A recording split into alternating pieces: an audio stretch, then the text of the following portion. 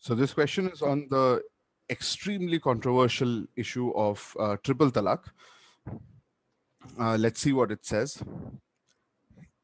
A states, as long as it was allowed, instant triple talaq was essentially an easy way for a Muslim husband to throw his spouse out of the house and get on with his own life unencumbered.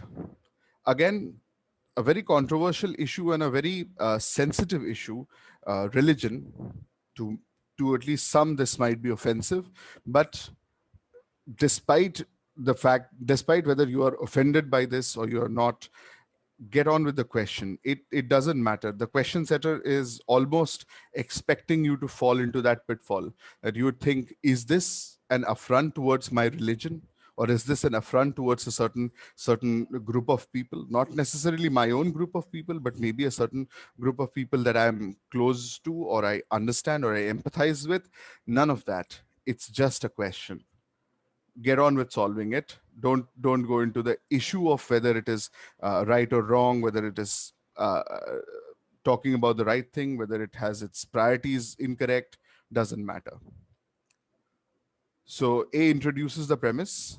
B says, though the Supreme Court in 2017 declared instant triple talaq null and void as a method of divorce under Muslim family law, it has been argued that an ill intentioned Muslim husband may still try and use the invalid procedure to browbeat his wife and throw her out of the house. So, while this has been outlawed, certain individuals might still try to use this and basically throw out their wives.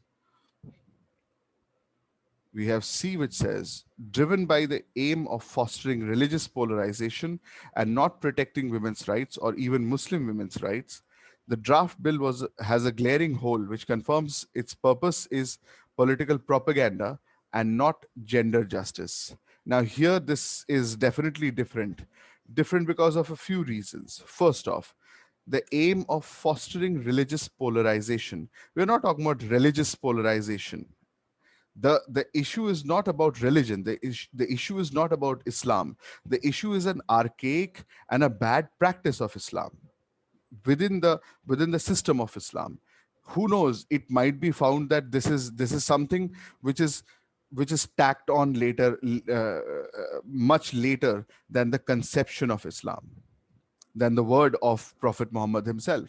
Because oftentimes in religions as old as Islam, it is seen that much of the filth relating to that particular religion, much of archaic practices, uh, they are something which has been added on later on into the religion.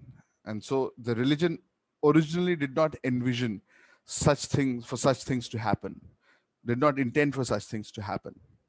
So fostering religious polarization is not the issue, because religion is not the key issue. It just so happens that this practice was in Islam. That's it. Otherwise, had it been in any other religion, it would still be a wrong practice. It would be a bad practice. That's the key issue. Driven by the aim of fostering religious polarization and not protecting women's rights or even Muslim women's rights.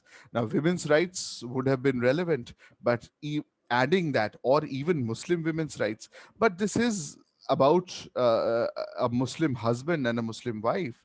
That is given by statement A.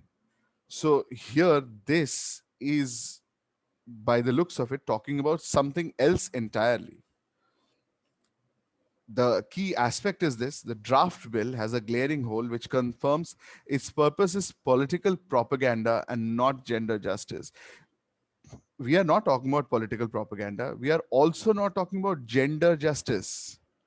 Triple talaq is a wrong practice. It is not directly related with gender. It has some aspect of gender, yes, but the key aspect is that you cannot throw out your spouse just because you're done with them and say talaq, talaq, talaq, and you're done.